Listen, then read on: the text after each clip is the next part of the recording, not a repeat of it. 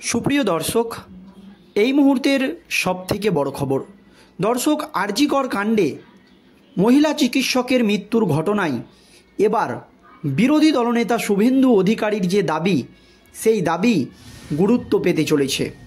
দর্শক, আপনারা সকলেই জানেন, গভীর রাতে এই মহিলা চিকিৎসককে খুন করে ধর্ষণ জানিয়ে রাজ্য রাজনীতি একেবারে তোলপাড়।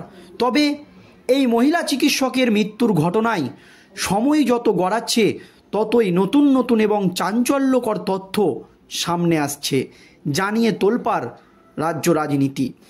এই আবহে একজনকে গ্রেপ্তার করেছে লালবাজার থানার পুলিশ। চলছে দফায় দফায় জিজ্ঞাসাবাদ। তবে পোস্টমর্টম রিপোর্টে যে তথ্য উঠে এসেছে তা চাঞ্চল্যকর এবং চমকে দেওয়ার মতো। ডাক্তার থেকে বিশেষজ্ঞ সকলেই দাবি করছে এই যে ঘটনা ঘটেছে বা এই যে মহিলা চিকিৎসককে মৃত্যু যে হয়েছে সেটা কিন্তু একজনের কাজ নয় বা একজনের দ্বারাই এই কাজ করা সম্ভব নয়। এই মহিলা চিকিৎসককে মেরে ফেলে তাকে গণধর্ষণ করা হয়েছে, এমন চাঞ্চল্যকর তথ্য দিয়ে বা নানান রকম যুক্তি দিয়ে দাবি করছে বিশেষজ্ঞরা। কিন্তু এখনও একের বেশি কাউকে গ্রেপ্তার করেনি পুলিশ। তা এই আবহে বিরোধী দলনেতা শুভেন্দু অধিকারী দাবি করেছিলেন যে এর নেপথ্যে আরও বড় বড় মাথারা রয়েছে। আসল সত্যটা কিন্তু সকলের জানা দরকার। কিন্তু বড় মাথাদের ওপরে নাকি প্রচুর প্রভাবশালীদের হাত রয়েছে। এই নিয়ে একটি ভিডিও সোশ্যাল মিডিয়ায় ভাইরাল হয়েছে বা একটি অডিও ক্লিপ সোশ্যাল মিডিয়ায় ভাইরাল হয়েছে, জানিয়ে রাজ্য রাজনীতিতে একেবারে চাঞ্চল্য ছড়িয়েছে এই অডিও ক্লিপকে ঘিরে। তাহলে কি এই তদন্ত এবার সিবিআই এর হাতে যেতে চলেছে? দেখুন দর্শক, কি হয়েছে কলকাতা হাইকোর্টে। চিকিৎসক পড়ুয়া খুন, ধর্ষণের তদন্তে একেবারে নয়া মোড়। আর.জি. কর মেডিকেল কলেজ কাণ্ডে 4 জনকে লালবাজারে ইতিমধ্যেই তলব করা হয়েছে। একজনকে ইতিমধ্যেই গ্রেপ্তার করা হয়েছে এবং তিনি তার দোষ স্বীকার করেছে। তারপরে আবার 4 জনকে লালবাজারে তলব করা হয়েছে। ঘটনার দিন রাতে যারা ডিউটিতে ছিলেন, যাদের সঙ্গে রাতের খাওয়া দাওয়া করেন বলে প্রাথমিক তদন্তে জানতে পেরেছে পুলিশ, সেই 3 জুনিয়র ডাক্তার এবং এক হাউস স্টাফকে ডেকে পাঠিয়েছে লালবাজার থানার পুলিশ।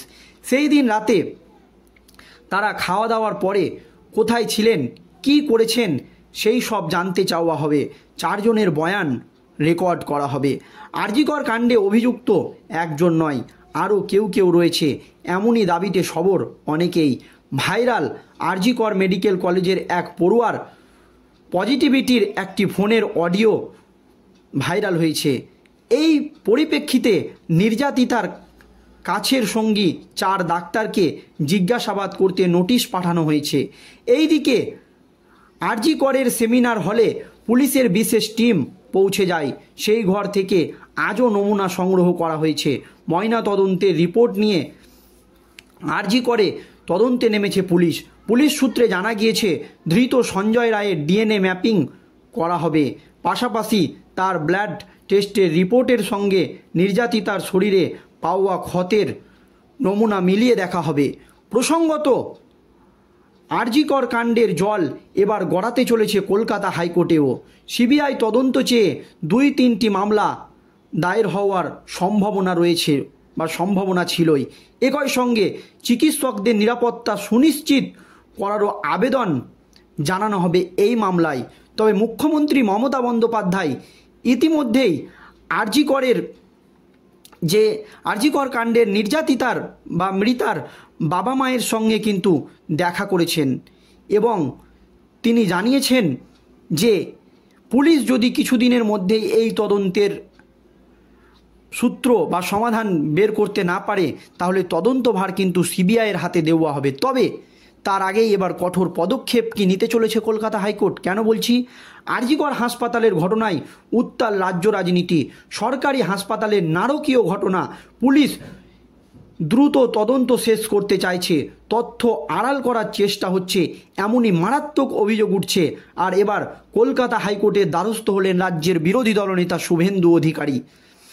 আর.জি. কর হাসপাতালের ঘটনায় সিবিআই তদন্ত হোক, এই দাবি তুলেছেন রাজ্যের বিরোধী দলনেতা। তিনি নিজে এবার এই বিষয়ে কলকাতা হাইকোর্টের দ্বারস্থ হয়েছেন। সোমবার এই বিষয়ে আদালতে আবেদন করা হয়েছে বলে খবর। কলকাতা হাইকোর্টের প্রধান বিচারপতি টি.এস. শিবাগ্গানামের এজলাসে এই আবেদন করা হয়েছে।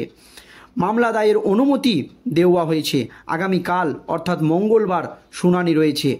আর.জি. কর হাসপাতালের ঘটনা প্রসঙ্গে আরও দুটি জনস্বার্থ মামলা দায়ের হয়েছে। তার মধ্যে একটি করেছেন আইনজীবী ফিরোজ এডুলজি। তদন্তে কোথায় কোথায় সমস্যা রয়েছে সেটা বলা হবে, জানিয়েছেন এই আইনজীবী ফিরোজ। আর.জি. কর হাসপাতালের নাটকীয় এই ঘটনা নিয়ে প্রতিবাদ চলছে। উত্তাল রয়েছে হাসপাতাল চত্বর। রাজ্যের অন্যান্য সরকারি হাসপাতালগুলিতেও জুনিয়র ডাক্তারদের কর্মবিরতি চলছে।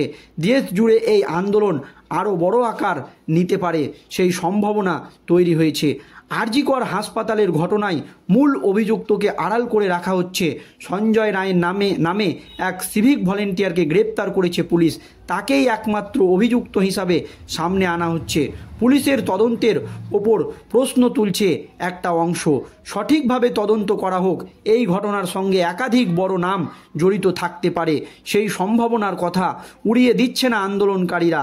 সেই হিসাবে রাজ্য সরকারের পুলিশ এজেন্সি নয়, কেন্দ্রীয় তদন্তকারী সংস্থা সিবিআইকে দিয়ে তদন্ত করানো হোক, এই দাবি উঠছে। কেন্দ্রীয় প্রতিমন্ত্রী তথা বিজেপির রাজ্য সভাপতি সুকান্ত মজুমদার একইভাবে সিবিআই তদন্তের দাবি জানিয়েছেন। তিনি কেন্দ্রীয় স্বাস্থ্যমন্ত্রী জেপি নাড্ডাকে আর.জি. করের ঘটনা নিয়ে চিঠি পর্যন্ত দিয়েছেন। বিষয়টি যে এবার আরও অনেক বড় আকার নিচ্ছে তা বলার অপেক্ষা রাখে না। দর্শক, কিন্তু এই আর.জি. কর কাণ্ডে মুখ্যমন্ত্রী মমতা বন্দ্যোপাধ্যায় এই নির্যাতিতা বাবা মায়ের সঙ্গে দেখা করেছেন এবং তিনি পুলিশকে এই তদন্ত দ্রুত শেষ করার জন্য বলেছেন। তবে পুলিশ যদি এই তদন্ত শেষ না করতে পারে তাহলে সেই তদন্তভার সিবিআইয়ের হাতে তুলে দেওয়া হবে।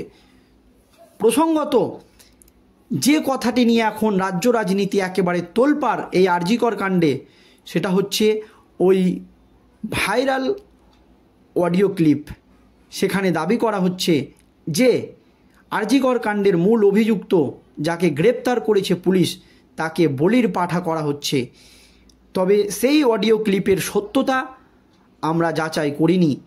প্রসঙ্গত, ওই অডিও ক্লিপের যে ভাইরাল ভিডিও, তা নিয়ে একেবারে রাজ্য রাজনীতি এখন তোলপাড়। দর্শক, এই নিয়ে আপনাদের মতামত অবশ্যই কমেন্ট বক্সে জানাবেন। ভিডিওটি শেষ পর্যন্ত ধৈর্য সহকারে দেখার জন্য ধন্যবাদ।